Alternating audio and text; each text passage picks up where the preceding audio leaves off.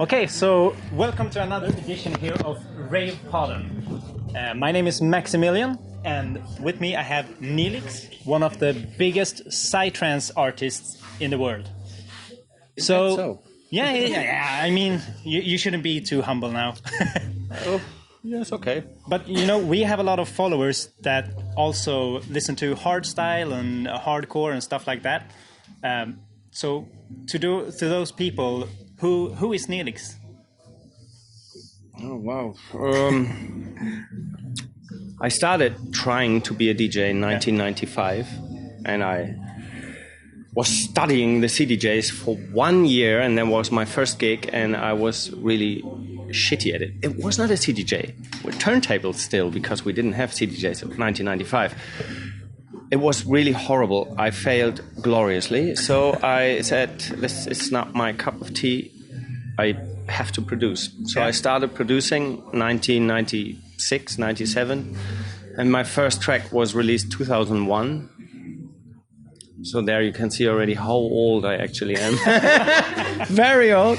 No, but and since then I produce music. It doesn't have a real genre actually, but I ended up in a Psytrance scene because of friends and because Hamburg was a bit open to the music style. We could even play vocals and stuff. Oh, and that was not really at that time not really popular in Psytrance, but now it is. Yeah.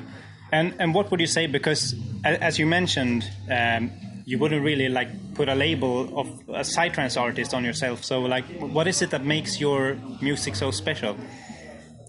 A friend of mine, Erotic, Eduardo, told me once, why our music is different than mostly of the other Psytrance producer? Because we listen to Rihanna and Pink. Yeah. And the others don't. Yeah, we do. Yeah. We do listen to music that is easy, like pop.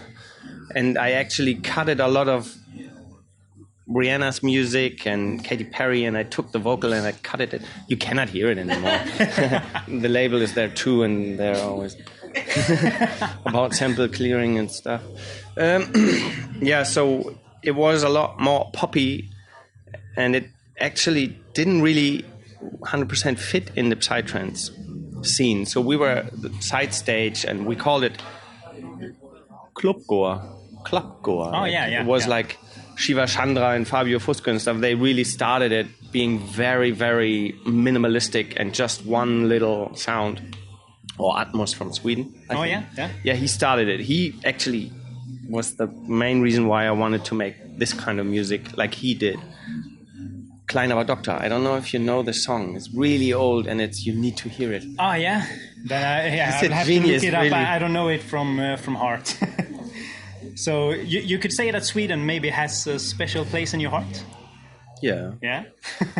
When I was 4, I was the first time here, and then the next 10 years, every year for at least 1 month I was here. With my family having vacation in the forest.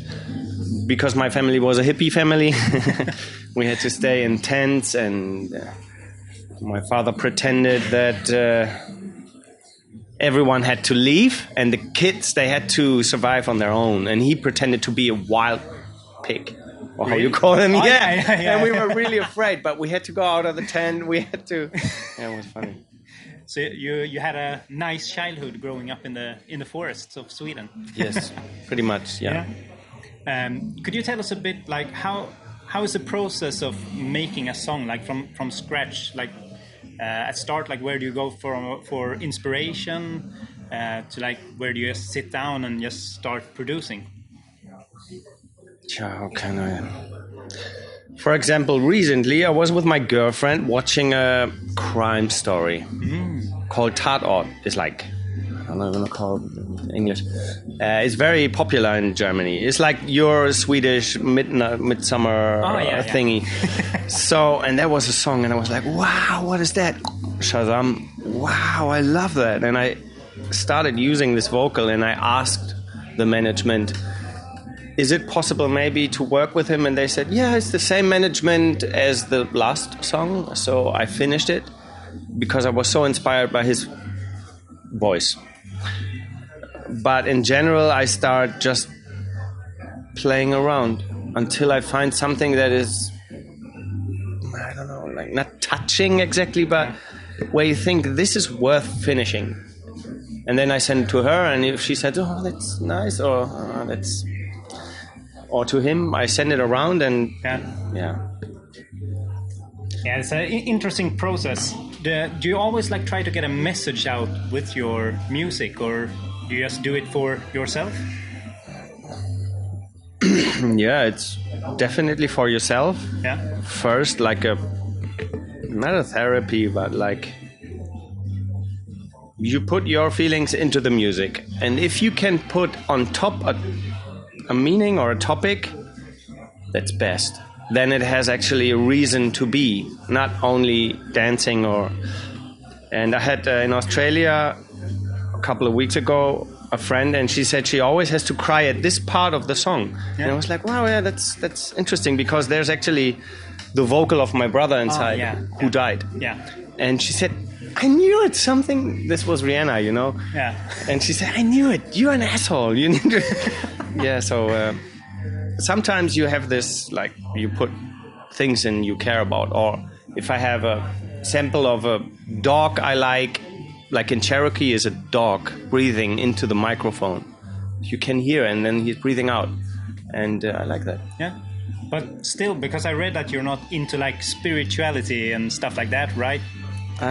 Or that's not exactly true. The thing is that there's spirituality where just people believe in something, there's no evidence. Yeah. This is weird.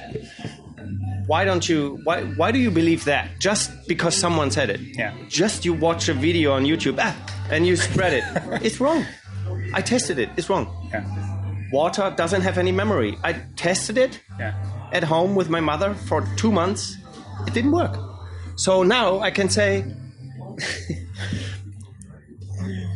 I believe in a way, maybe, sure, your body can heal itself, but not only because someone is telling me. Yeah. Then I would believe in Santa Claus. Yeah. And flat Earth, maybe. Yeah, or are you a flat earther, maybe? No, but I recently watched something that's so funny. It's like I had recently a little fight because someone told me that all this Big Bang Theory is completely crap, and I said maybe just you didn't really took some time to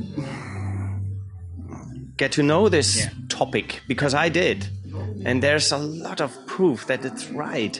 So I know that I can't tell you what was before the Big Bang. It was like a quantum fluctuation thing. It's really hard to explain, but if I could, I mean, let's explain it differently. If there comes a spaceship and there comes an alien looking like a dog walking up, right, telling me, listen, Henrik, I tell you now how it all works, I wouldn't get it, because our brain is not made for it. So we try with mathematics and physics to get closer to it, but we can't understand. So, but as far as the science and even spiritual things are proven or working for me or for her, she had a lot of research and we try things, and if they're working, we can spread it. If not, sorry, I think you don't know what you're talking about. Yeah, exactly. And I don't know why, but all my interviews always go to like quantum physics. It's something that I do, I think. So I'm sorry for dragging you into that as well. You know about it? Yeah, not that much, but I do read a lot about it. So You have the same shoes on. I think. Oh, it's spirituality. Yeah, it's just a sign. Oh my God. So what do you feel like is making the Psytrance scene so special? Or is it special? I don't know. There's an interesting difference because the past 2 years we made a big change. We came from very Psytrance to sometimes now bigger events with different music styles. And because we really want to try to make a video of every show, because a lot of people are waiting for it and they really want to see this or feel this again or hear this or whatever. And then they wait for the video. So she says, can you please sometimes make the light on, because we can't see anyone. They say, what light? This is a Psytrance party. No one wants to see anyone. Yeah. Well, but you know, now we have a different GoPro, because it's really, you can't capture it. It's too dark. So the main difference is maybe Psytrance back in the days was much longer dancing and trance. So you started like dancing weird because it was dark, and you sometimes really lost it. I don't know how to say it. It was like, I was 20 years ago on the dance floor on a Woof festival, and I was like, everywhere lights, and it was so loud. Yeah. The ground was shaking like an earthquake. I was like, oh my God, this is not so much at the mainstream, because as we had the topic before with Morten, often they play only 2 minutes of a track. So it's very much about the function and the break and the interaction and everything, and there's not much trance into it. Yeah. Psytrance in general,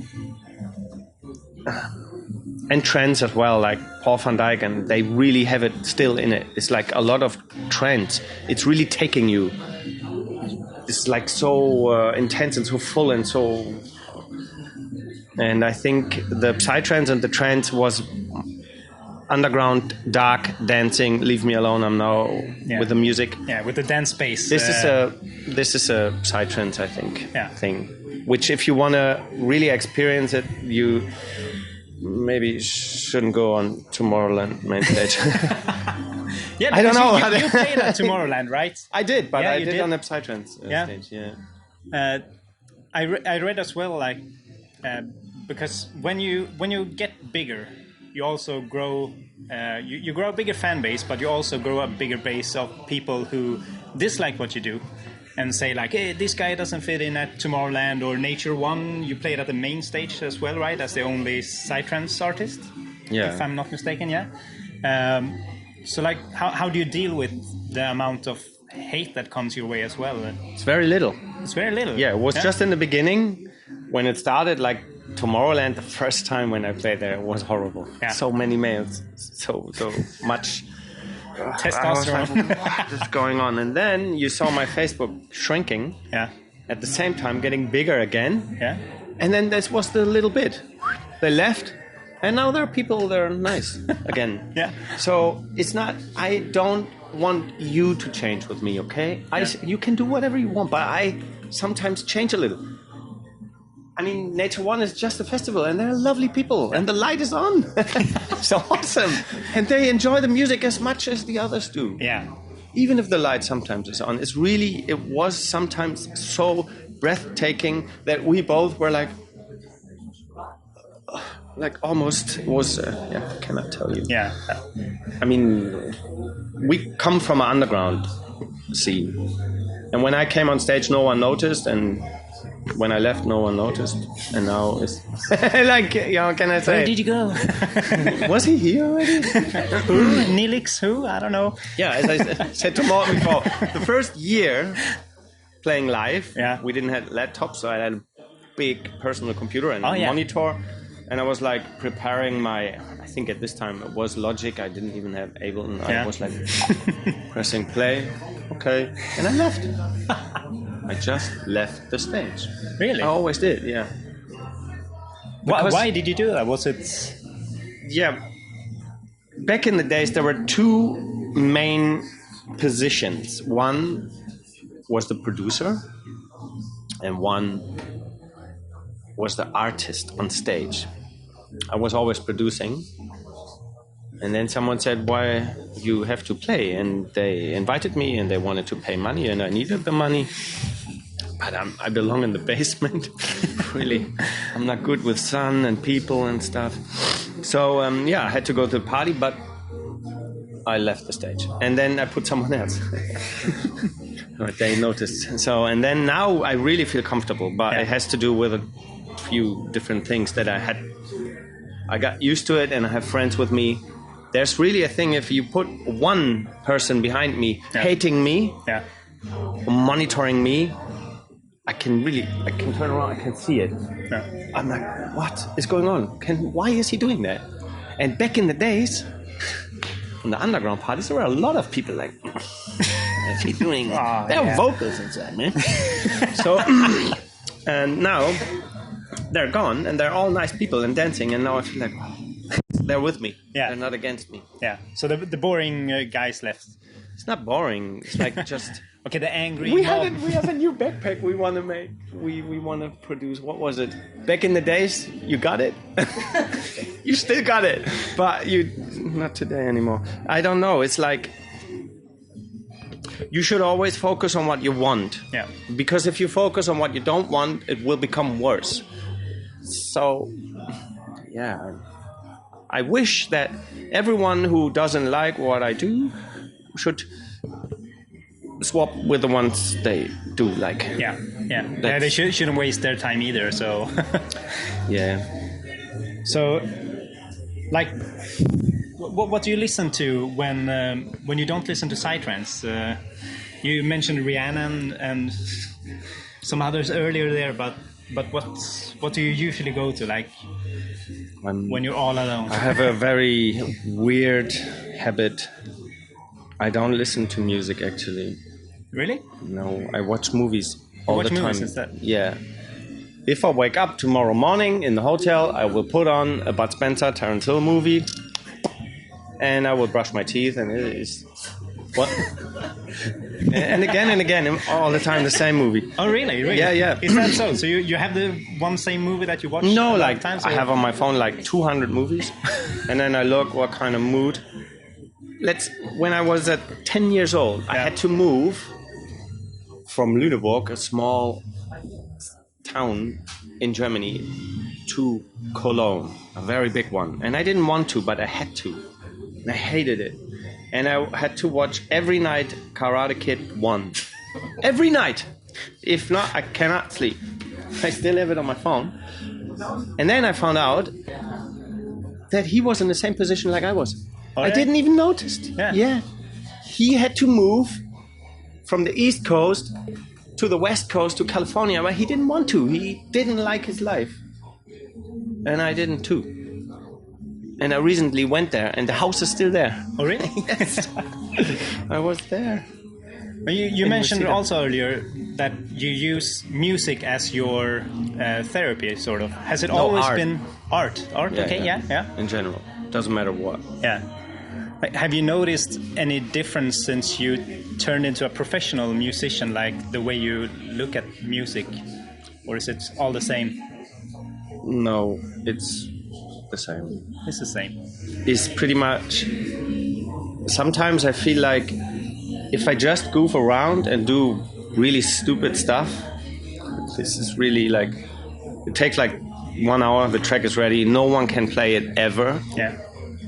But it's somehow fun. And then I made another track like that, it was fun again.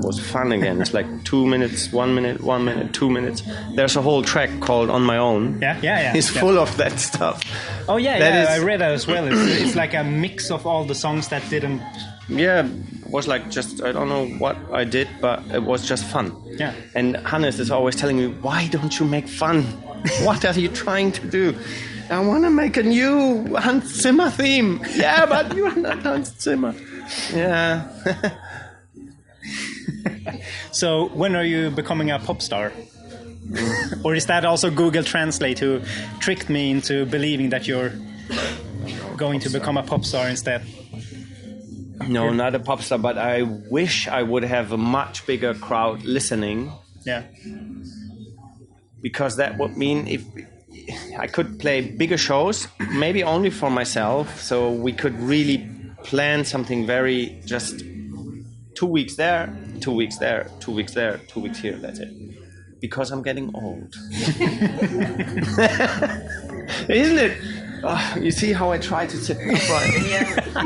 Yeah, so, but it is actually already like that, as you can see today, a little bit. Yeah.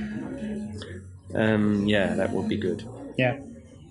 So, because I heard recently an interview of a very not popular, but actually very active techno DJ who said played in Sweden, and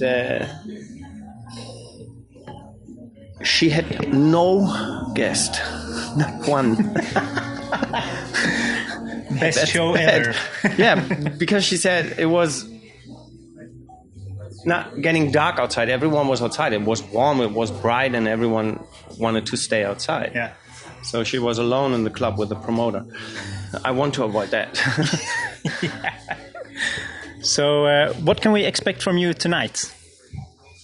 Oh, I'm already working a lot on my set because Morten just told me he once heard a 2-hour set from me, but I never actually think I did play a set 2 hours. But sometimes the tracks I add to it at the end, taking an hour or something. But like that, a real structured set for 2 hours, I'm still working on it. And if this is over, I have to go back. And so we have 2 more hours here. I'm just kidding. It's like because you know that there's a certain idea of a set. You cannot just put everything together. No. Then you will get a lot of mails, blah, what was that, confusing and all over the place. So it has to be, in a way, planned, and I don't know how to extend this plan for 2 hours. Best would be like 10 minutes. A very good set. But no. Yeah. Well, I thank you very much for joining us as well. And I'll see you tonight as well on Genesis Project Neelix solo show. 2-hour set. And maybe you can just press play and you can go away and finish the set while the set still plays. Yeah. Setception. It's just the planning, you know. Yeah. But you can't just... Once I didn't plan it. Yeah. And it was actually in Denmark, and then I was completely confused, and I didn't know what to do anymore. And it was about that I didn't know what to do anymore, what to play, what did I do, why is that, why is this stick not working, what is going on? And then Joel came, put down my music. What's wrong with you people? We have 10 emergency cars here. We have to switch off this party, and that was it. Thank you, Joel. I was really like, no. You have to plan it. Yeah. It's really... Yep. Planning is always good. And as you may notice, I haven't planned this ending at all. So thank you very much. Thank you very much.